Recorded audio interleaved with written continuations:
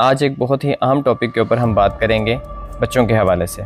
एक 3 साल का बच्चा सीढ़ियों से गिर जाता है और गिरने के बाद मुसलसल आधे घंटे तक रोता रहता है। माँ उसको जूस पिलाती है और जूस पिलाने के आधे घंटे बाद वो वोमिट स्टार्ट कर देता है। इसी तरह वो 2-3 दफ़ा और वोमिट करता है और उसके बाद वो बेहोश हो जाता है। बेहोश होने के बाद वो सोया रहता है और काफ़ी देर के बाद जब वो उसे उठाया जाता है 4-5 घंटे के बाद, वो कुछ देर के लिए उठ के फिर दोबारा बेहोश हो जाता है। तो ये कंडीशन ख़तरनाक हो सकती है।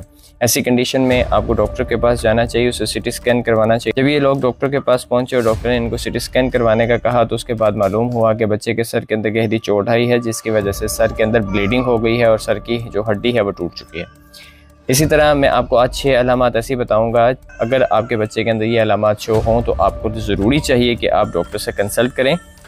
उन 6 अलामात में से सबसे पहली अलामत है लॉस ऑफ कॉन्शियसनेस या ड्रोजीनेस, यानी कि आपका बच्चा गिरने के बाद अगर बेहोश हो जाता है या होश में आने के बाद दोबारा बेहोश हो जाता है तो ये कंडीशन ख़तरनाक हो सकती है। ऐसी कंडीशन के अंदर आपने उसको फ़ौरन डॉक्टर के पास लेके जाना है और उसका सीटी स्कैन या MRI स्कैन करवा के चेक करना है कि उसके ब्रेन के अंदर कोई मेजर इंजरी तो नहीं आई या उसके अंदर कोई ब्लीडिंग वगैरह तो नहीं हुई। दूसरी अलामत है वॉमिटिंग करना। अगर आपका बच्चा बेड से गिरने के बाद या किसी ऊंचाई या सीढ़ियों से गिरने के बाद वॉमिटिंग कर रहा है और बार बार मुसलसल कर रहा है तो ये एक अलामत हो सकती है आपके बच्चे के सर के ऊपर चोट लगने की। तो हमारे दिमाग के अंदर एक प्रेशर होता है जिसे हम इंट्राक्रैनियल प्रेशर कहते हैं, वो बढ़ जाता है, आहिस्ता आहिस्ता बढ़ना स्टार्ट होता है, जिसकी वजह से उसकी जो है मेमोरी लॉस भी हो सकती है और उसकी जो तबीयत के अंदर जो है वो बेचैनी और वॉमिटिंग वाली कंडीशन आ जाती है।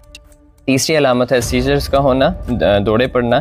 अगर आपका बच्चा ऊंचाई से या बेड से गिरने के बाद जो है वो झटकों की फॉर्म इख्तियार कर लेता है या उसके बाद उसको वो जो छोटा वॉशरूम है, जो पेशाब है, वो उसका कपड़ों में ही निकल जाता है या मुंह में से झाग आ जाती है, तो ये भी बच्चे के लिए एक ख़तरनाक सी अलामत हो सकती है। आपने इस अलामत को भी नज़रअंदाज नहीं करना। चौथी अलामत है हेडेक का होना। अगर आपका बच्चा बड़ा है और वो बार बार ये कंप्लेन करता है कि मेरे सर में दर्द रहती है और ये दर्द दिन ब दिन बढ़ रही है, तो ये भी एक ख़तरनाक अलामत हो सकती है, तो आपने इसको भी नज़रअंदाज नहीं करना। अगर आपका बच्चा बेड से, ऊंचाई से या सीढ़ियों से गिर जाता है और वो छोटा है और वो बार बार अपने सर को पकड़ रहा है या वो इरिटेबल हो रहा है या वो शोर कर रहा है, तो ये भी एक सर के अंदर इंजरी होने की अलामत हो सकती है, इसको भी आपने नज़रअंदाज नहीं करना। पांचवी अलामत है कि अगर आपका बच्चा सीढ़ियों से, बेड से या ऊंचाई से गिर जाए और गिरने के बाद उसके नाक या कान में से खून आना शुरू हो जाए, तो ये एक दिमाग की गहरी चोट की अलामत हो सकती है। इस चोट को भी आपने नज़रअंदाज नहीं करना। छठी और आखिरी अलामत ये है कि अगर आपका बच्चा सीढ़ियों से, बेड से या ऊंचाई से गिर जाए और गिरने के बाद उसके कान के पीछे इस तरह का निशान बन जाए जिसे हम लोग बैटल साइन कहते हैं, और या आंखों के गिर्द जो है वो इस तरह के निशान बन जाए जिसे हम रैकून आइज कहते हैं, तो ये भी आपके बच्चे को दिमाग पर चोट लगने की अलामत हो सकती है। इसको भी आपने नज़रअंदाज नहीं करना। ये इंटरनल क्रैनियल ब्लीडिंग्स होती हैं, ये भी एक